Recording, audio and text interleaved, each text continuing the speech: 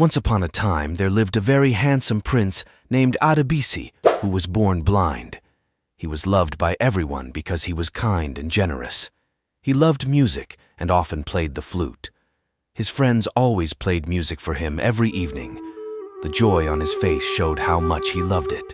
A close friend, Tunde, derived joy from playing the flute for him. Tunde was chosen for Adebisi because he was the best flute player in the community. Every morning, Tunde would play beautiful melodies for Prince Adebisi. His parents loved him so much, and his mother, the queen, never allowed him to wander alone in the palace. She instructed his friends and guards to accompany him whenever he wanted to walk around the village.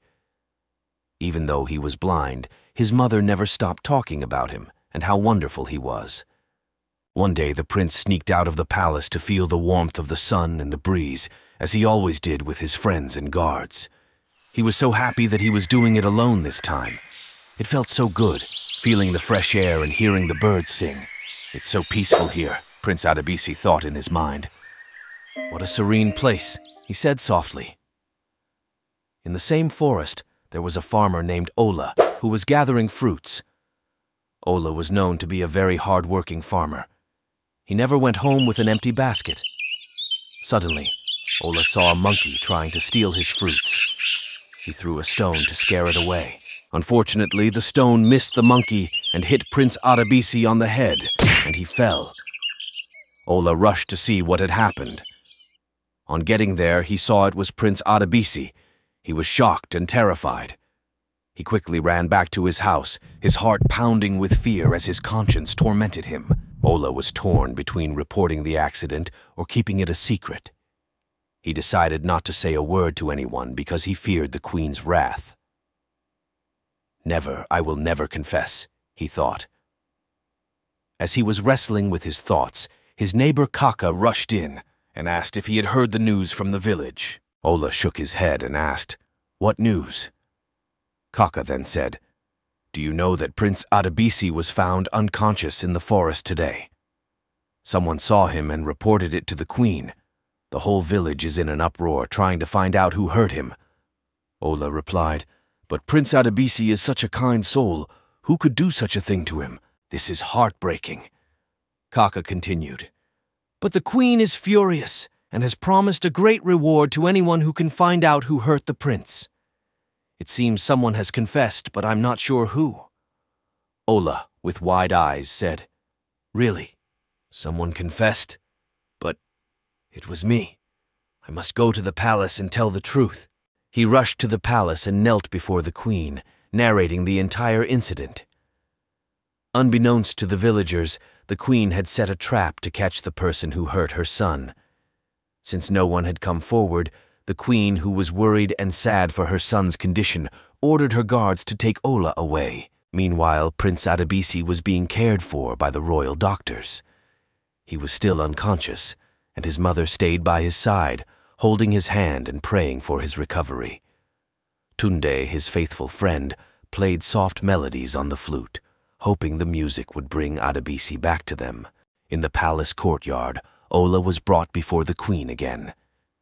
She asked him to recount the events once more, and Ola, with tears in his eyes, explained how he had accidentally hurt the prince while trying to protect his fruits from the monkey. The queen, seeing his genuine remorse, decided to hold off on any punishment until Prince Adebisi woke up and could confirm the story. She ordered the guards to keep Ola in custody but treat him well.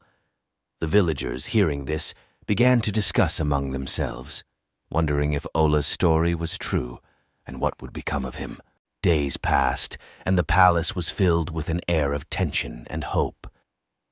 One morning, as the sun rose, Prince Adebisi finally opened his eyes. He felt weak but managed a small smile when he heard Tunde's flute playing softly beside him. The news of his awakening spread quickly, and soon the queen was by his side, tears of relief streaming down her face. "Mother," Adebisi whispered, "what happened? Why do I feel so weak?" The queen gently explained how he was found unconscious in the forest and how Ola had confessed to accidentally hurting him. Adebisi listened carefully and then asked to see Ola. The queen hesitated but agreed, knowing her son had a wise and forgiving heart. When Ola was brought into the room, he fell to his knees and begged for Prince Adebisi's forgiveness. Adebisi, with his kind heart, asked him to stand and recount the story once more. As Ola spoke, Adebisi could hear the sincerity in his voice. "I forgive you, Ola," Adebisi said softly. "I know it was an accident."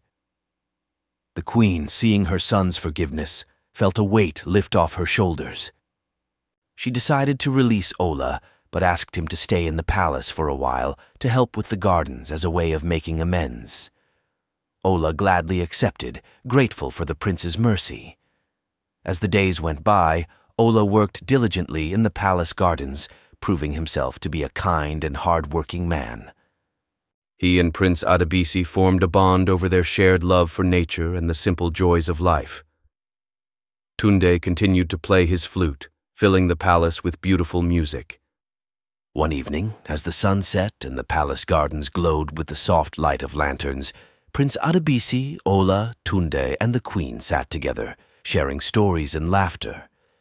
The peace and harmony in the palace seemed to have returned, but little did they know, a new challenge was brewing on the horizon.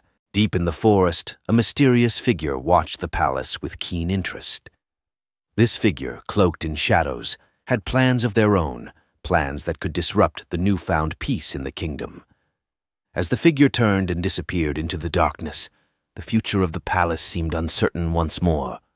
The mysterious figure moved silently through the forest, their intentions hidden behind a veil of secrecy. Back at the palace, life continued with an air of cautious optimism. Prince Adebisi was recovering well, his strength returning day by day. One day, while Ola was tending to the palace gardens, he noticed something unusual. A section of the garden, where the herbs and medicinal plants were grown, appeared to have been disturbed. Plants were uprooted, and footprints were visible in the soft soil. Ola decided to inform Prince Adebisi and the queen about his discovery. They listened intently, their faces growing serious. The queen immediately called for the palace guards and instructed them to investigate the forest and secure the palace grounds. As the guards set out on their mission, Prince Adebisi, Tunde, and Ola discussed what might be happening. "Do you think someone is trying to harm us?" Tunde asked, his voice filled with concern. "I'm not sure," Prince Adebisi replied, "but we need to stay vigilant and protect our home." That night, as darkness enveloped the palace, the guards patrolled the grounds more diligently than ever. Despite their efforts, the mysterious figure managed to slip through the shadows, avoiding detection. The figure moved with purpose, heading towards the royal stables. In the morning, the palace awoke to a startling discovery. One of the royal horses was missing, and the stable doors were left ajar. The queen, now deeply concerned, called for an emergency meeting. "This is no ordinary thief," she said, her voice firm. "Someone is plotting against us, and we must find out who and why." Prince Adebisi, despite his blindness, felt a strong resolve. "Mother, we need to gather information. Let us question the villagers and see if anyone has noticed anything unusual." The queen agreed, and soon the palace guards, along with Ola and Tunde, spread out into the village, asking questions and looking for clues. The villagers, loyal and protective of their prince, were eager to help. One elderly man, who lived near the edge of the forest, mentioned seeing a shadowy figure late at night, moving stealthily through the trees. As they pieced together the information, a clearer picture began to emerge. The figure seemed to be targeting the palace's resources, but their ultimate goal remained unclear. The queen decided it was time to set a trap. That evening, they laid their plans. The palace guards would hide near the royal stables, ready to catch the intruder. Prince Adebisi, despite the queen's concerns, insisted on being part of the plan. "I may be blind, but I can still be of help," he argued. Reluctantly, the queen agreed, knowing her son's determination. Night fell, and the palace was cloaked in silence. The guards waited in their positions, eyes trained on the stables. Prince Adebisi, with Tunde by his side, stood hidden behind a large tree, listening intently. Hours passed, and just as they began to think the plan might fail, a rustling sound broke the silence. The mysterious figure appeared, moving cautiously towards the stables. The guards held their breath, waiting for the right moment. As the figure reached for the stable door, Prince Adebisi gave a signal. The guards sprang into action, surrounding the intruder. A brief struggle ensued, but the figure was quickly overpowered. As the guards dragged the intruder into the light, everyone gasped. It was someone they least expected, the royal advisor, Chief Olumide. His face was a mix of anger and fear as he realized his plot had been foiled. "Chief Olumide, why?" the queen demanded, her voice shaking with a mix of betrayal and anger. Olumide sneered. "I was promised power and wealth beyond imagination if I could overthrow you, but it seems I underestimated your resolve." The queen, heartbroken but resolute, ordered the guards to take Olumide away. She knew the threat was far from over, but for now they had won a crucial battle. The palace would remain on high alert, and new measures would be put in place to ensure their safety. As Prince Adebisi, Tunde, and Ola stood together, they felt a renewed sense of unity and strength. They had faced a great danger and emerged victorious, but the shadows still lingered, hinting at future challenges. And so, with the dawn of a new day, they prepared themselves for whatever lay ahead, ready to protect their home and each other from the unseen threats that still loomed in the darkness. As the dawn broke over the palace, the sense of unease lingered. The betrayal by Chief Olumide weighed heavily on everyone's hearts, but the queen and her loyal companions knew they had to remain vigilant. Days turned into weeks, and slowly the palace regained its rhythm. Prince Adebisi, Ola, and Tunde continued to bond, their friendship growing stronger through shared experiences. The queen, ever wise and resolute, introduced new security measures and conducted thorough checks to ensure the safety of her people. One evening, as the sun set over the horizon, casting a golden glow over the palace, Prince Adebisi called for a meeting with his mother, Tunde, and Ola. "Mother, we have faced many challenges together, and I believe it is time to look forward. We must rebuild trust within our palace and our community." The queen nodded. "You are right, Adebisi. We need to heal and move forward, but we must also remember the lessons we've learned." To rebuild the trust, they decided to organize a grand celebration for the entire village, inviting everyone to join in unity and joy. The day of the celebration arrived, and the palace was filled with laughter, music, and the aroma of delicious food. Tunde played his flute, Ola helped organize games and activities, and Prince Adebisi, despite his blindness, mingled with the villagers, his warm presence bringing smiles to many faces. During the celebration, the queen addressed the crowd. "My dear people, we have faced dark times, but we have emerged stronger and more united. Today, we celebrate not just our victory, but our resilience and the bonds that hold us together. Let us always remember that trust and loyalty are the foundations of a strong community." As the festivities continued, Prince Adebisi took a moment to reflect. Despite the hardships, he realized that their trials had taught them valuable lessons. He knew now more than ever the importance of trust, forgiveness, and unity.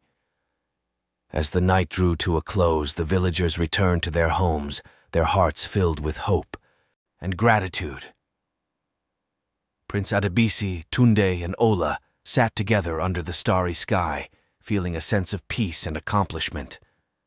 Prince Adebisi spoke softly. "We've been through so much, but we've learned that true strength lies in our ability to trust and support each other. We must always be vigilant, but also forgiving." Ola nodded. "I am grateful for the second chance I was given. It taught me the importance of honesty and taking responsibility for my actions." Tunde added, "And I've learned that music and friendship can heal even the deepest wounds. Together we can overcome any challenge." The queen joined them, her face serene. "Remember, my children, the power of unity and love. It is these virtues that will guide us through any darkness and help us build a brighter future." And so the palace and the village flourished under their collective wisdom. They faced future challenges with courage and resilience, always remembering the lessons they had learned.